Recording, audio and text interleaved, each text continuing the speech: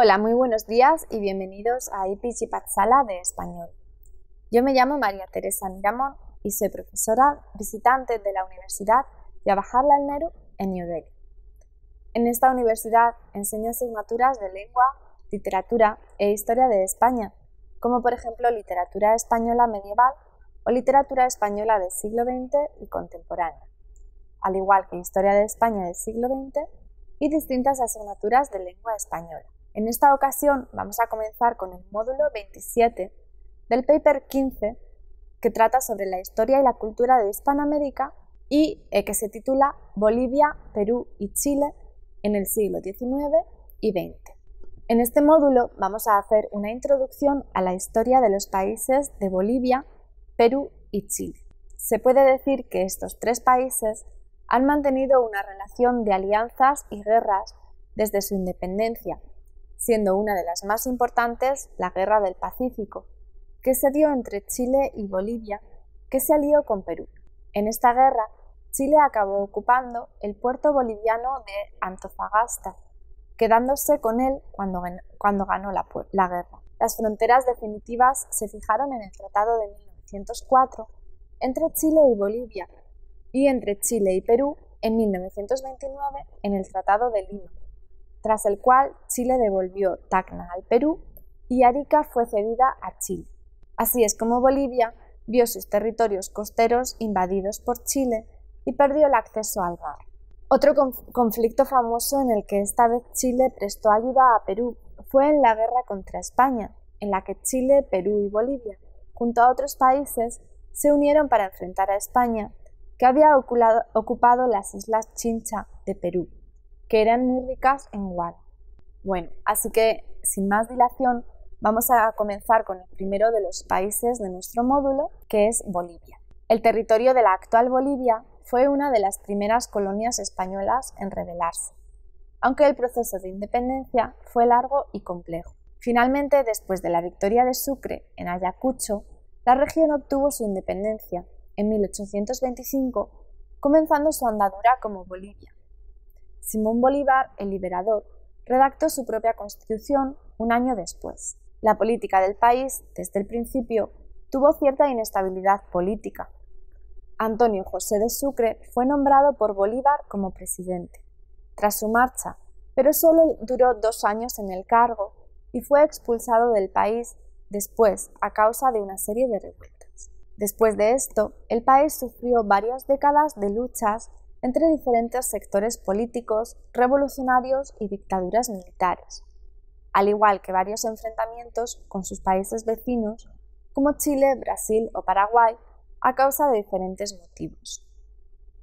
Uno de ellos fue el desierto de Atacama, que era aclamado tanto por Chile y Perú como por Bolivia a causa de las riquezas de sus yacimientos de nitrato.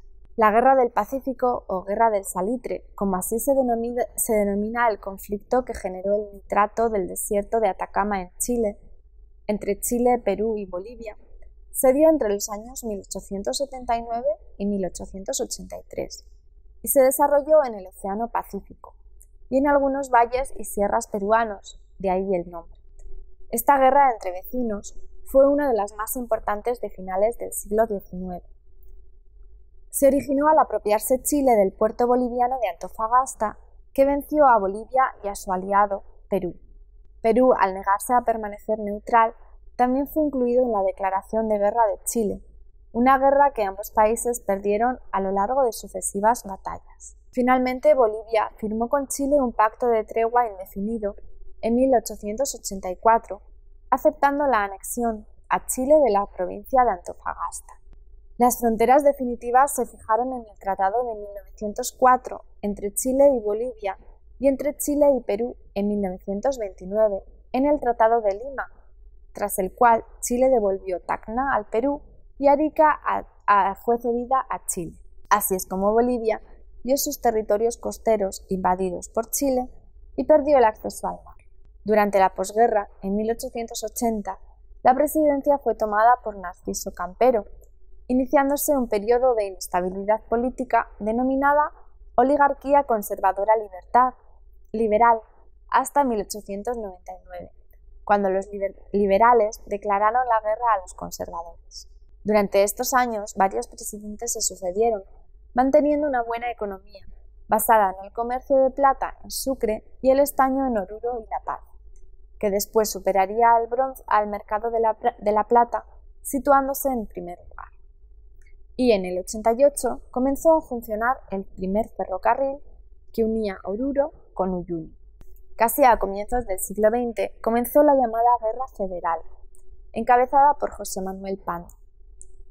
Con este comenzó el periodo liberal, que duraría de 1899 a 1920, una serie de gobiernos elegidos democráticamente. En medio de este periodo de estabilidad política, el país se vio envuelto en otra guerra con otro país vecino, Brasil, en la Guerra del Arce. Durante 1903 y 1904, ambos países se vieron envueltos en una lucha por el dominio de la región del Acre, rico en árboles de caucho, que producen goma sintética para, por ejemplo, la industria del automóvil, ruedas y otros objetos. Concluyó con la victoria de Brasil y la consecuente anexión de los territorios sobre lo que Bolivia señalaba soberanía. A partir de 1930, el país volvió a recaer en un nuevo periodo de tensiones internas. Los gobiernos se sucedieron rápidamente, caracterizados por su inestabilidad política, golpes de Estado, guerras civiles y revoluciones. Esto fue así hasta abril de 1952, cuando Víctor Paz Estenssoro alcanzó la presidencia y el gobierno entró en una etapa de reformas económicas y sociales. El Movimiento Nacionalista Revolucionario, MNR, formado en 1941 por el nombrado presidente, impulsó una revolución en la que participaban intelectuales radicales de clase media, sindicatos mineros y trabajadores. Paz Estenssoro realizó medidas económicas, nacionalizó las minas y a su vez estableció un monopolio de exportación de estaño, que antes recaía solo sobre 3 familias poderosas. Por otro lado, también prestó atención a nuevos comercios, como el del petróleo, cuya industria impulsó, permitiendo a empresas extranjeras explotar los yacimientos y exportar el producto. Otro tipo de medidas que organizó fueron el reparto de tierras, de la mano de una reforma agraria, el sufragio universal y el desarrollo de la enseñanza. Paz Estenssoro ganó las elecciones en 1960 y de nuevo en el 64. Sin embargo, a pesar de todas estas medidas, la economía del país sufrió mucho debido a la caída de los precios del estaño. Por ese motivo, entre otros, Paz Estenssoro sufrió un golpe de Estado en 1964 y una junta militar ascendió al poder, liderada por el general René Barrientos Ortuño. El nuevo gobierno militar generó reformas más conservadoras, siguiendo una política económica más tradicional, como el ofrecimiento de las minas de estaño a inversiones de empresas extranjeras, movimientos de guerrillas que iban en contra del gobierno y que se habían concentrado en las regiones montañosas, derrotándolos en el año 67. Fue en esta batalla, cerca del pueblo de Valle Grande, donde el Che Guevara fue capturado y ejecutado poco tiempo después. Después de la muerte de René Barrientos, se sucedieron una serie de gobiernos militares de corta duración y solo a principios de los años 80 fue derrocada la última junta militar gobernante. A partir de ese momento es cuando se instauraron los gobiernos democráticos que aún hoy rigen en el país. El primero de esta serie de presidentes fue Hernán Siles Zuazo, en 1982, aunque no hizo una buena gestión económica, ya que no pudo hacer frente a las deudas externas, provocando su renuncia. Ante esta situación, el Congreso convocó de nuevo a Paz Estenssoro como presidente, que se destacó en este periodo por su lucha contra la cocaína y su unión con el ejército estadounidense para conseguirlo, una medida que no le hizo popular en el país. Por otra parte, también creó una nueva política económica que empezó a levantar el país. Hoy en día, Evo Morales asume la presidencia de Bolivia.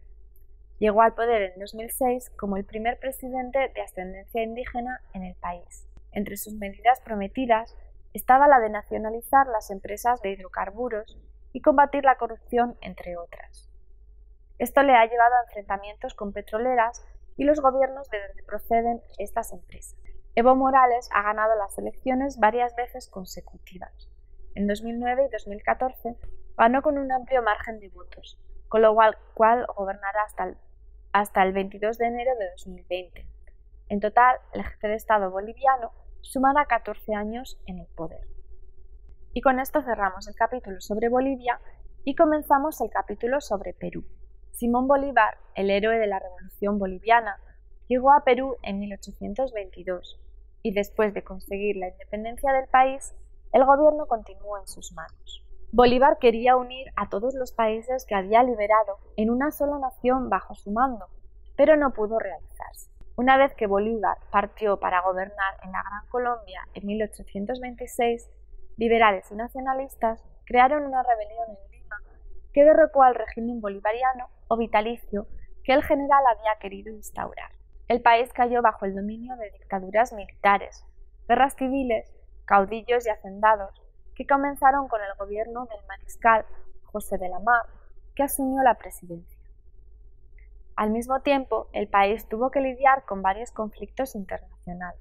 El primero de ellos fue la guerra con la Gran Colombia, de 1828 al 29, ya que Bolívar no se mostró de acuerdo con la caída del régimen que él había impuesto tanto en Bolivia como en Perú, y atacó al gobierno peruano reclamando algunas provincias del país vecino. Se firmó la paz sin un vencedor aclamado y sin cambios territoriales. Perú no conoció una cierta estabilidad política hasta la llegada de Ramón Castilla en 1845, que realizó una constitución liberal.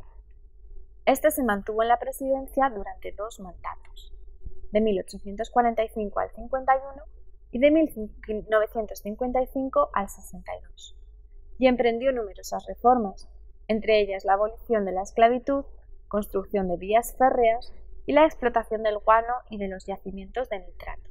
Lo cierto es que la explotación del guano ya había empezado algunos años antes, en la llamada Era del Guano, que comenzó hacia 1840. Fue una época en la que la exportación de este producto, el guano, transformó la economía y la política nacional del Perú. El guano es un fertilizante a base de excremento de murciélago, que por cierto provocó en 1864 una guerra entre Perú y España al intentar la península ibérica invadir las islas Chincha, ricas en este producto. Perú, junto a Ecuador, Bolivia y Chile, ganó la guerra. Después de la Guerra del Pacífico, que hemos mencionado en el apartado anterior entre Perú, Bolivia y Chile, Perú perdió una parte de su territorio y vio mermada su economía, con lo cual se produjo la entrada de capital extranjero para la reconstrucción del país. De 1895 a 1899, el gobierno constitucional de Pierola reorganizó el Estado peruano e impulsó la economía en este periodo. Este periodo se llama República Aristocrática, ya que 12 miembros de la élite social gobernaron desde 1899 hasta 1819, con una buena estabilidad económica. Sin embargo, en 1819, Augusto Leguía y Salcedo dio un golpe de estado militar que acabó con estos años de estabilidad. Este periodo se denominó como la Patria Nueva y duraría 11 años. Se restringieron las libertades públicas y la oposición política fue eliminada. Su mayor preocupación era modernizar el país y para ello realizó numerosas medidas. Una de ellas, muy impopular, fue la que obligaba a todos los hombres de 18 a 60 años de edad a trabajar gratuitamente en la construcción y apertura de carreteras, por espacio de 6 a 12 días al año, lo que en la práctica afectó mayormente a la población indígena. La represión continuó durante los años 30 con Manuel Prado Ugarteche, que accedió a la presidencia tras la anulación de las elecciones que daban la victoria al APRA, la Alianza Popular Revolucionaria Americana. Y continuó durante varios años con varios gobiernos militares que se fueron sucediendo, con un breve intermedio democrático entre 1939 y el 48. Durante este periodo se dio una coalición entre liberales y partidos de izquierda, entre los que se encontraba la APRA. José Luis Bustamante Rivero ascendió al poder y facilitó medidas reformadoras y derechos civiles, como la libertad de expresión. Sin embargo, en 1948, los militares volvieron a realizar un golpe de Estado. El presidente fue derrocado y el APRA fue declarado ilegal. Los años siguientes se pueden resumir en una constante pugna por el poder entre golpistas militares y defensores de la democracia, que fueron alternándose en el panorama político del Perú, y que no se estabilizarían hasta los años 80, cuando fue organizada una elección presidencial de la que salió vencedor el antiguo presidente Belaúnde de Terry. En 1985 salió victorioso por primera vez en la historia del país el candidato del APRA, Alan García Pérez, aunque tampoco logró invertir la situación económica en el país. En 1990, Alberto Fujimori, hijo de inmigrantes japoneses, alcanzó el poder.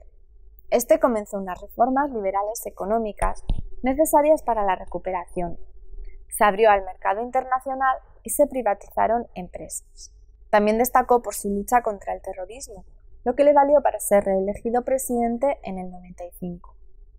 Fujimori también quería presentarse a las elecciones del 2000, pero no fue viable ya que la Constitución solo permite 2 triunfos electorales consecutivos. Ya en el año 2016 salió elegido presidente Pedro Pablo Kuczynski, aunque en el Parlamento el fujimorismo se hizo con 73 escaños de un total de 130, alzándose con la mayoría absoluta. Y con este panorama damos por concluido el capítulo sobre Perú y abrimos el último de los 3 que nos ocupan en este módulo, el de Chile. La organización política de Chile, después de lograr su independencia, se puede traducir en una alternancia en el poder entre los liberales y los conservadores, como en muchos otros países americanos. La primera década, después de que O'Higgins, uno de los líderes de la independencia, dejara el poder, se destaca principalmente por el caos político que se calmó tras la batalla del Ircay, que otorgó la victoria a los revolucionarios, provocando un régimen conservador denominado como la República Conservadora, de 1831 al 61. Los conservadores, bajo la ideología de Portales, promulgaron la Constitución de 1833 y en la que se dictaba que podían nombrarse elecciones cada 5 años bajo sufragio censitario, y el presidente solo podía ser reelegido durante otros 5 años más. Esto dio un periodo de estabilidad al país, sentando unas bases institucionales.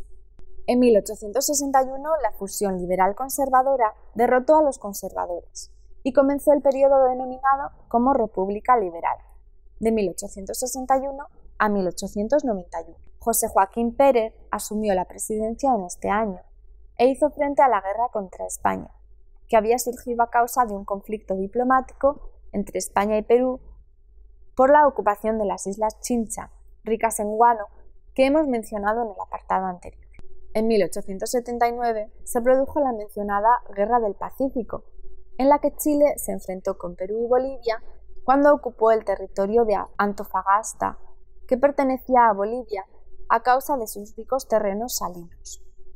La guerra finalmente terminó con la firma del Tratado de Ancón el 20 de octubre de 1883. En el 86, José Manuel Balmaceda fue elegido presidente y se caracterizó por una modernización económica, educativa, en infraestructuras y sanidad. Uno de sus objetivos era unificar a los liberales en torno a él, pero hizo numerosos enemigos entre los conservadores, la aristocracia y los empresarios salitreros. La fuerte oposición que comenzó hacia el presidente llevó a que el Congreso declarara su destitución, que provocó una guerra civil en 1891, que provocó entre 5.000 y 10.000 muertos y que resultó en la victoria de los congresistas. Así pues, con esta guerra civil se dio comienzo a la era llamada la República Parlamentaria, entre 1892 y 1925, dominada por la oligarquía, latifundistas, banqueros y grandes empresarios. Durante esta época, el progreso económico continuó gracias a la minería en gran parte, pero ya entrado el siglo XX, la población comenzó a manifestarse a causa del descontento de la ciudadanía por los siguientes motivos: grandes migraciones de los campesinos a las ciudades, alto índice de mortalidad a causa de enfermedades, malas condiciones laborales y falta de atención y soluciones de los dirigentes. Se produjeron huelgas de trabajadores. Muchas de las protestas eran fuertemente reprimidas por los militares y se generaron escasas soluciones. A partir de 1912 se creó el Partido Obrero Socialista y se empezaron a fundar sindicatos laborales. Una nueva constitución fue promulgada en 1925, comenzando una república presidencialista. Así es como el país conoció una etapa de estabilidad política que pasó por varias etapas de mayor a menor radicalización política, pero que en general se mantuvo hasta la llegada de Augusto Pinochet, que se dio durante el gobierno de Salvador Allende. Este intentó llevar a cabo una nueva coalición social, haciendo una reforma agraria y nacionalizando empresas clave para la economía. Pero pronto las reformas se verían ralentizadas por la violencia que generaron los cambios. Nacen los cacerolazos y hay desabastecimiento e hiperinflación. Desde agosto de 1973 se estaba preparando un golpe de Estado contra el gobierno de Allende, que culminó con Augusto Pinochet como comandante en jefe. El golpe de Estado fue muy violento y la Junta Militar decidió atacar el Palacio de la Moneda, residencia de Allende. Se abrió fuego entre los atacantes y los defensores del gobierno y se bombardeó el palacio. Parece ser que Allende cometió suicidio en medio de la refriega, disparándose con un fusil. Después de acabar con su gobierno, la Junta de Gobierno comenzó el proceso para crear un nuevo sistema de gobierno y en 1973 Pinochet asumía la presidencia permanentemente y se convertía en jefe supremo de la nación, aunque en un principio el cargo iba a rotar entre los dirigentes de la Junta. El nuevo gobierno comenzó con un régimen represivo que eliminó a todos los líderes de izquierda, asesinó a unas 3.000 personas y torturó a más de 35.000. Más de 300.000 personas fueron detenidas y otras tantas se vieron obligadas al exilio. Estas violaciones de los derechos humanos hicieron que la ONU repudiara al dictador, pero a pesar de la presión internacional, los golpes a los derechos humanos continuaron. A principios de 1987, el Papa Juan Pablo II visitó Chile y mantuvo una reunión con Pinochet en la que le recomendó renunciar a su posición y en la que hablaron largamente sobre una vuelta a la democracia. Al año siguiente se convocó la realización de un plebiscito y en 1988, tras 15 años de dictadura, fue permitida por fin la propaganda política, que sería un elemento clave para la campaña del no, que ganó con un 54,68% de los votos. A pesar de su reticción, Pinochet acabó aceptando los resultados y se proclamaron elecciones a la presidencia y al Parlamento el 14 de diciembre de 1989. Fue Patricio Aylwin, candidato independiente de centro, el que obtuvo la victoria, recibiendo de manos de Pinochet el mando del país y comenzando la transición a la democracia en 1990. El anterior dictador se mantendría como comandante en jefe del ejército, que todavía jugaba un papel muy importante en la política del país. En 1998, Pinochet fue detenido en Londres debido a una orden de captura internacional emitida por el juez español Baltasar Garzón, acusado de asesinato y tortura de ciudadanos españoles durante su gobierno. En Chile, el dictador no había sido procesado por ningún crimen, con lo que la postura del país se tornó más bien incómoda. La postura oficial del gobierno fue que Pinochet debía regresar a Chile para ser juzgado por tribunales nacionales, y no en países extranjeros que reclamaban su extradición. En la actualidad, el gobierno de Chile está regido por Michelle Bachelet desde el año 2006.